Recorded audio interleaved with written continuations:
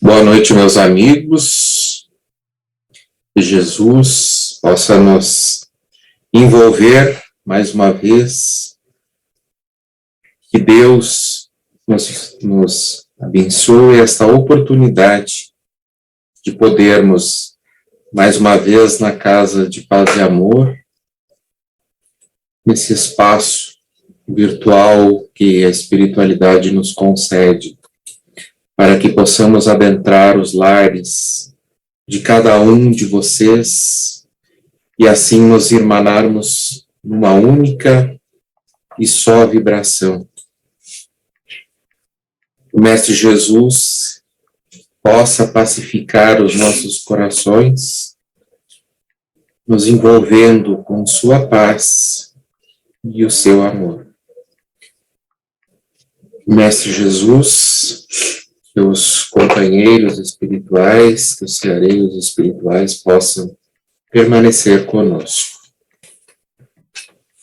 Queridos amigos, na noite de hoje, vamos falar um pouco sobre o capítulo 4 do Evangelho segundo o Espiritismo, que traz por temática geral a questão da reencarnação.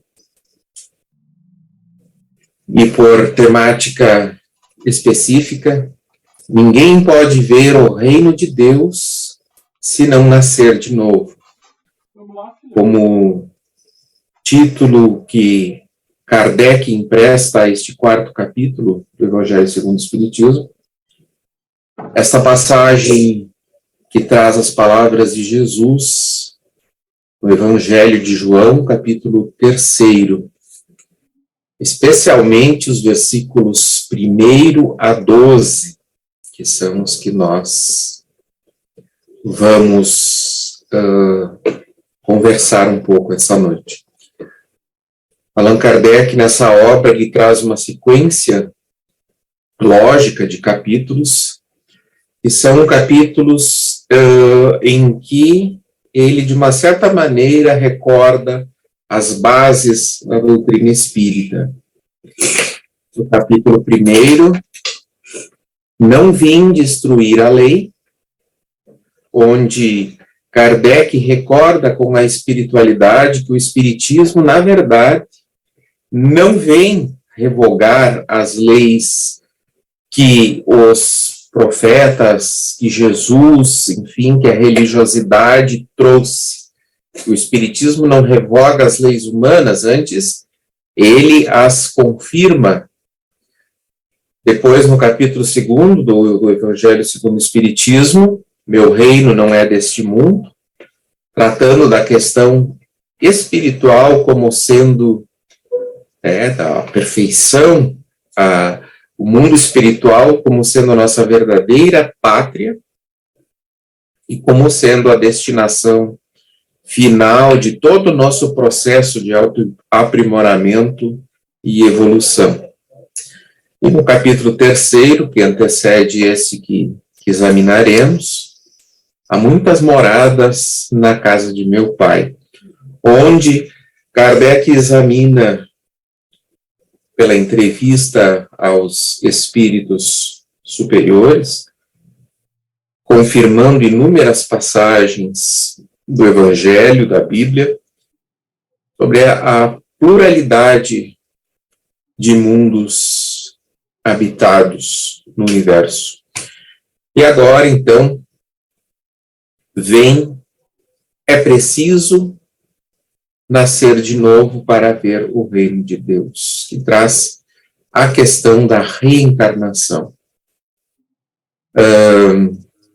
Inicialmente, recordamos as passagens, então esse episódio, essa passagem do Evangelho de João, lá no capítulo 3, especialmente esses versículos 1 a 12, onde nós temos o embasamento evangélico para esse capítulo do Evangelho segundo o Espiritismo.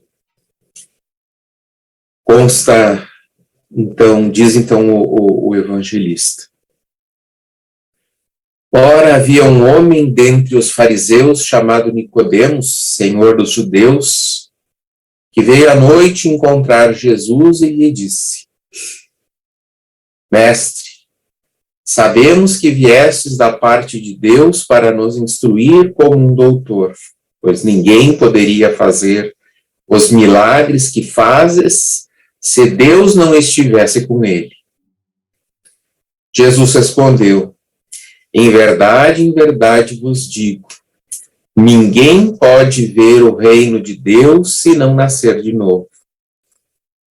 Nicodemos então perguntou a Jesus: como pode nascer um homem que já está velho? Pode ele entrar no ventre de sua mãe para nascer uma segunda vez? Jesus respondeu: em verdade vos digo, se um homem não renascer da água e do Espírito, não pode entrar no reino de Deus. O que nasceu da carne é carne, o que nasceu do Espírito é Espírito.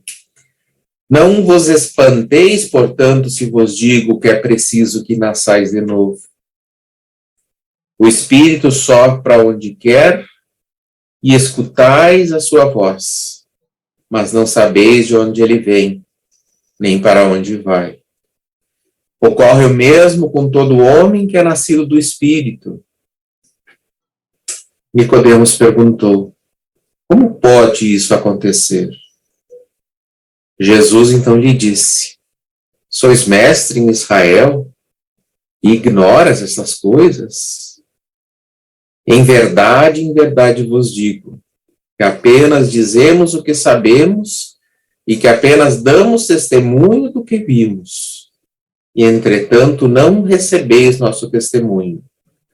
Mas se não acreditais quando vos falo de coisas terrenas, como acreditareis quando vos falar das coisas do céu? Num primeiro momento, é preciso que a gente faça uma clara distinção entre o que é a reencarnação e o que é a ressurreição. São conceitos extremamente distintos.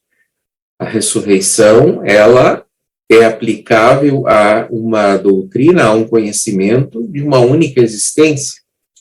Então, a ressurreição pressupõe o retorno à vida do corpo que está morto, ou seja, há um retorno à vida através do mesmo corpo que se vivia, que é o que outras denominações religiosas, especialmente catolicismo, enfim, os evangélicos, acreditam que tenha ocorrido no terceiro dia após Jesus ter sido morto na cruz. Ele retornou, teria saído do seu túmulo e retornado ao convívio dos seus discípulos, fisicamente com o mesmo corpo. E esse é um conceito que todos sabemos que a ciência materialmente já demonstrou ser impossível, porque com a morte do corpo físico, os elementos que o compõem, eles, especialmente se nós formos pensar hoje, pessoas que viveram há centenas de anos atrás, né? Os elementos físicos que compunham esses corpos, eles se desintegraram e se reintegraram na natureza. Se nós formos imaginar pessoas insepultas, por exemplo, nas guerras, esse corpo acabou retornando à natureza, se misturando, ao solo, servindo como nutriente a plantas que serviram de alimento para animais, que serviram de alimentos para outros seres. E hoje em dia a ciência comprova que os átomos que compõem o nosso corpo, eles com certeza integraram outros corpos de outras criaturas em outras existências, em outros tempos, sejam corpos de seres humanos, sejam plantas, animais, enfim, a natureza ela está numa constante reconstrução, reciclagem. O que morre é reabsorvido e se transforma em vida novamente pelo surgimento de novos seres. Então, realmente, a questão, quando nós falamos em ressurreição, nós estamos, de uma certa maneira, agredindo os conceitos mais simples do que a ciência, a biologia, hoje mostra ser a realidade, enfim, do fenômeno que ocorre na natureza. Mas a reencarnação é, na verdade, o retorno da alma, ou que é um conceito totalmente distinto da ressurreição. Então, a reencarnação é o retorno da alma ou espírito à vida corporal, mas em um outro corpo, formado dentro das leis da natureza e que não vai ter nada a ver com o corpo que ele possuía em outra existência e que à época, se desfez e se reintegrou à natureza, gerando outras vidas, e que agora, enfim, lhe ocupa um corpo novo. Então, quem reencarna, quem retorna à vida não é o próprio corpo, como na ressurreição. Quem retorna à existência é o espírito em um novo corpo. Nós vamos ver a clareza dessa distinção um pouco mais à frente, na questão de Elias, que é um caso em que o próprio Jesus vai nos mostrar, exemplificar um caso de reencarnação. Tanto em Mateus, no capítulo 17, versículos 10 a 13, como em Marcos, capítulo 9, versículos 10 a 12. As duas passagens são muito semelhantes e são, Jesus ali assiste, ali ocorre aquele fenômeno da transfiguração, e depois os discípulos chegam a Jesus e lhe perguntam, pois por que dizem os escribas que importa vir Elias primeiro? Ou seja, Elias, segundo os escribas, segundo os estudiosos dos ensinamentos de Deus da época, diziam que Jesus, enfim, não poderia ser o mestre, porque Elias deveria voltar antes do Messias vir.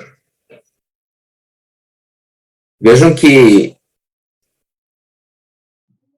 Elias deveria retornar, talvez poderiam fazer uma confusão aqui entre reencarnação e ressurreição. Elias havia sido um profeta que vivera muitos séculos antes de Jesus e que foi um dos mais importantes profetas no sentido de restabelecer a crença em um único Deus numa época que as pessoas o povo de Deus havia se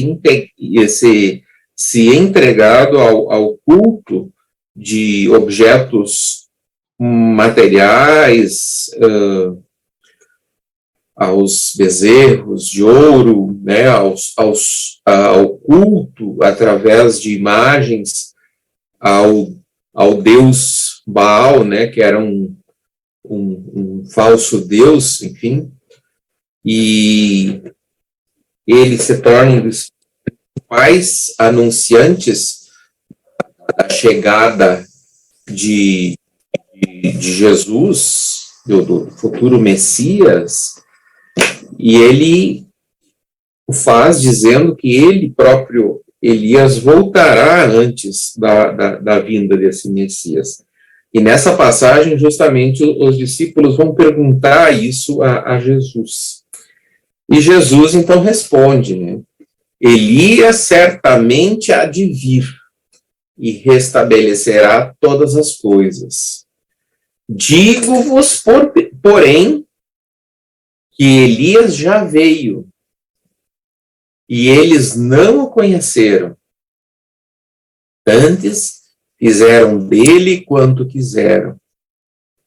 Assim também o Filho do Homem há de padecer em suas mãos. Então compreenderam os discípulos que era de João Batista que Jesus lhes falara. Então vejam que interessante, né? As pessoas esperavam a volta de Elias, como Elias mesmo, e Jesus afasta de pronto esse primeiro conceito de ressurreição ao dizer que Elias já havia voltado. Mas não voltara como Elias, ele voltara como João Batista. Vejam que interessante isso, né? Apregoando e mostrando um caso de reencarnação, e realmente o caráter, a personalidade de Elias, de João Batista, eram muito parecidos, muito semelhantes a Elias. E chama a atenção aqui no momento em que Jesus traz um caso de reencarnação, que diferente de Nicodemos, os discípulos, eles não estranham esse conceito. Eles acham normal, e mais do que normal, eles simplesmente se dão conta de que Jesus estava se referindo a João Batista. Percebem, então, que, puxa vida, realmente todas as características que Elias tinha, né? Elias havia sido um profeta, um anunciador da vinda do Messias, extremamente, como direi, fortes,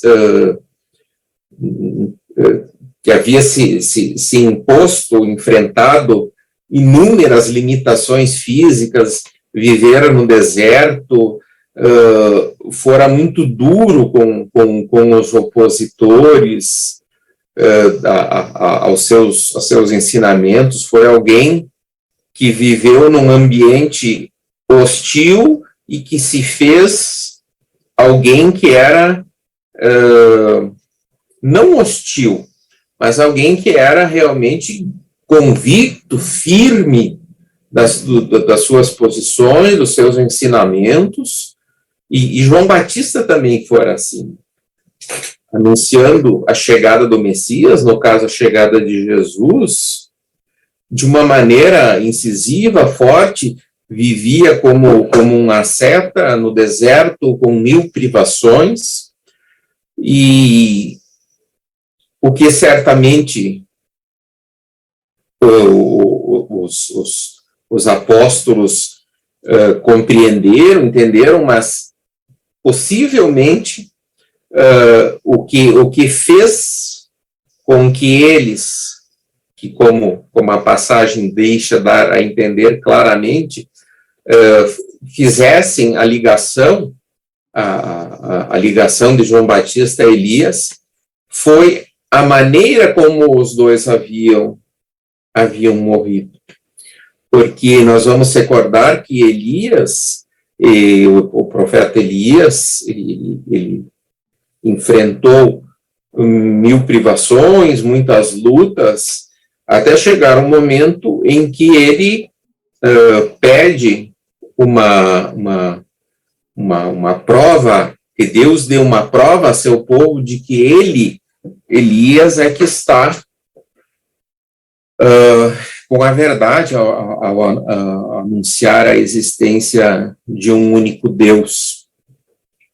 E ele propõe aquele famoso desafio da sarça, né, do arbusto. Então, se propõe um desafio aos sacerdotes do deus Baal, que era a quem o povo de Deus cultuava à época de Elias, que eles rezassem, prestassem os cultos, enfim, a Baal, enquanto Elias faria o mesmo em relação ao seu Deus, né, a Javé, o Deus único que Elias defendia. E o teste consistia em invocar o seu Deus e conseguir incendiar uma sarça, que é uma sarça, era um arbusto verde, que, enfim, se conseguisse colocar fogo nesse arbusto, de uma maneira espontânea, obviamente, né? E os sacerdotes de Baal oram, prestam os seus cultos, Elias também, e por uma intervenção divina, e nós hoje diríamos talvez um fenômeno mediúnico, quem consegue produzir esse incêndio, né, desse arbusto é Elias. E esse fato cria uma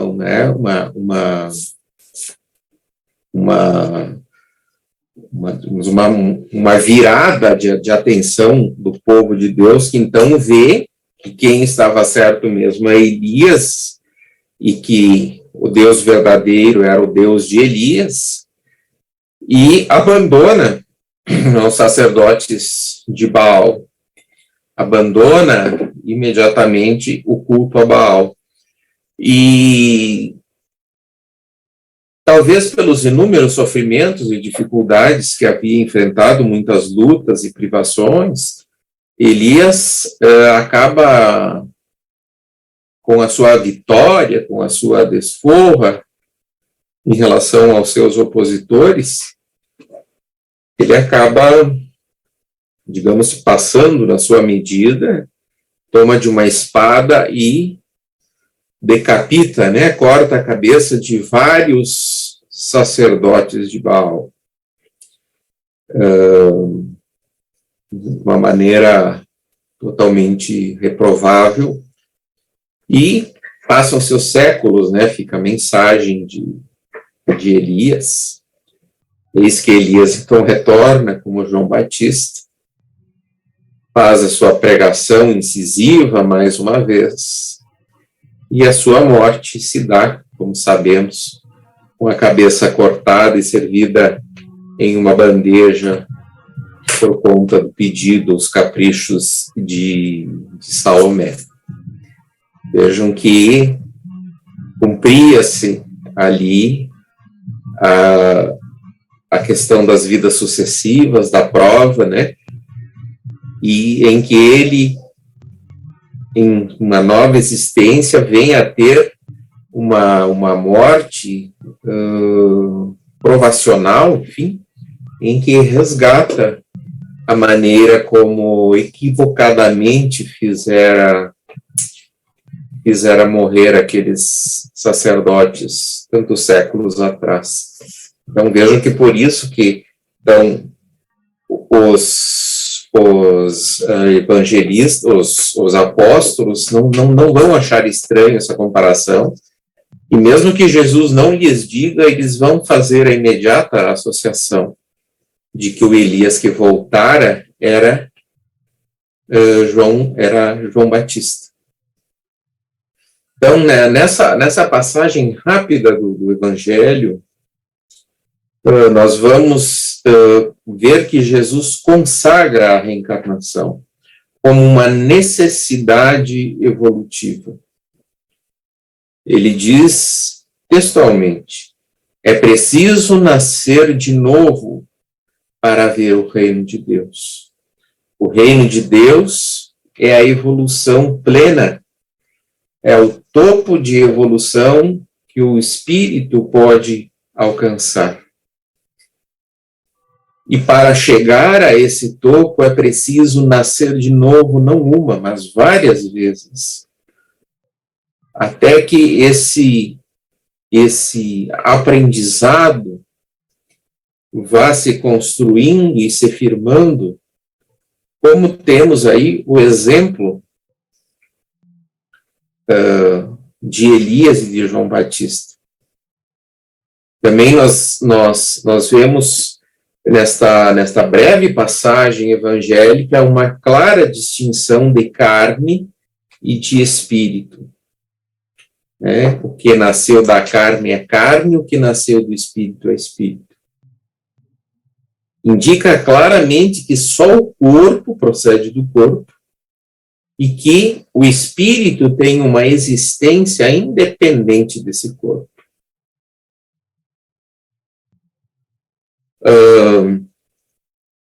Diz ainda Jesus, né? Ouça aquele que tem ouvidos para ouvir. Essas palavras são muitas vezes repetidas por Jesus e mostram que naquela época nem todos, né, a exemplo de próprio Nicodemos, nem todos estavam em condições de compreender esses ensinamentos, inclusive a questão da reencarnação. Prova disso é o próprio Nicodemos, que não tem essa compreensão. Nos dias de hoje, muitos também não a têm em sua plenitude. Mas nós sabemos que a nossa evolução, o nosso crescimento, ele se dá a partir deste crescimento, desta construção, este aprimoramento espiritual que vai se fazendo ao longo de diversas existências sucessivas, que vão se somando e vão fazendo com que cada vez mais nós nos aproximemos da perfeição a que estamos destinados. Sem a reencarnação, como é que nós explicaríamos o sentido da existência de uma criança que vive poucos dias de vida? Ou de alguém que nasce e desde o seu nascimento atravessa toda a sua existência convivendo com uma grave doença? Sem a reencarnação, como nós justificaríamos alguém que nasce, né, diferente desse outro exemplo, alguém que nasce e convive desde logo, né, com riqueza material, com segurança, bem-estar, saúde, e que nunca passou por dificuldades. E, ao mesmo tempo, e ao contrário, né, como justificar alguém que desde o seu nascimento até o fim dos seus dias encontra lutas e dificuldades para encontrar o alimento para sobreviver? Nós vamos entender que a reencarnação, ela não destrói a relação que existe entre as famílias. Pelo contrário, ela as fortalece, porque as famílias, elas não são só famílias de carne. Os próprios espíritos na espiritualidade constituem agrupamentos, famílias espirituais, e vão, em sua caminhada de mútuo auxílio e mútua ajuda ao longo de sucessivas vidas, retornando em suas novas reencarnações, unidos, muitas vezes exercendo as mesmas posições de irmãos, de pai, de filho, outras vezes invertendo, aquele que foi pai passa a ser filho numa nova vida, irmão, enfim, conforme as necessidades evolutivas mútuas e as possibilidades que essas novas reencarnações combinadas oferecem de crescimento individual, de crescimento coletivo e de auxílio e proteção uns aos outros. Então, a individualidade é a individualidade da alma, mas envolvida, abraçada com a lei com a lei do amor, que faz com que esses espíritos andem juntos, se auxiliem e com isso consigam evoluir e crescer cada vez mais espiritualmente. Então nós, nessa nossa breve mensagem, nesta sexta-feira à noite, gostaríamos de lembrar que a reencarnação, né, que esse recado de Jesus, que ninguém poderá ver o reino do céu se não nascer de novo. E o nascer de novo, é claro que ele fala da reencarnação, mas dentro da nossa reencarnação atual, da nossa existência atual,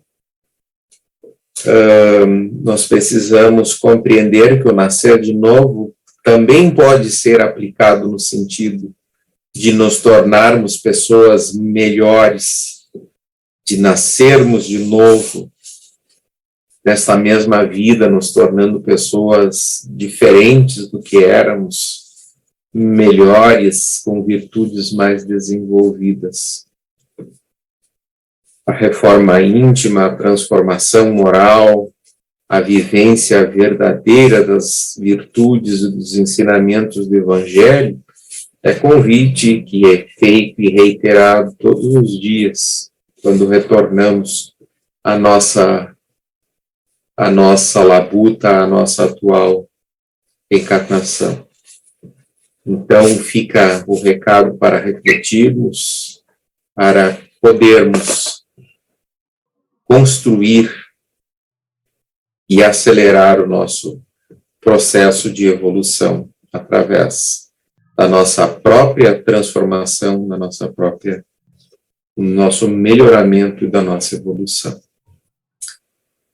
Que o Mestre Jesus, mais uma vez, possa envolver os nossos corações com sua bondade, seu amor, e que através dos ceareiros amigos possa visitar o lar de cada um daqueles que nos acompanham pela imensa rede de computadores na internet, que possa envolver encarnados e desencarnados, todos quantos necessitem, todos quantos neste momento passem por algum tipo de provação física, material, espiritual, encarnados ou desencarnados, que possam, nesse momento, receber a pacificação interior,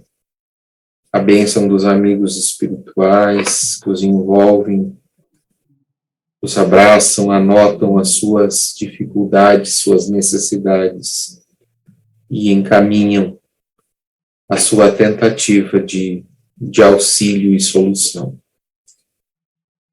Que o Mestre Jesus abrace a cada um de nós, aos nossos familiares e amigos, e que assim seja. Paz e bem a todos. Boa noite.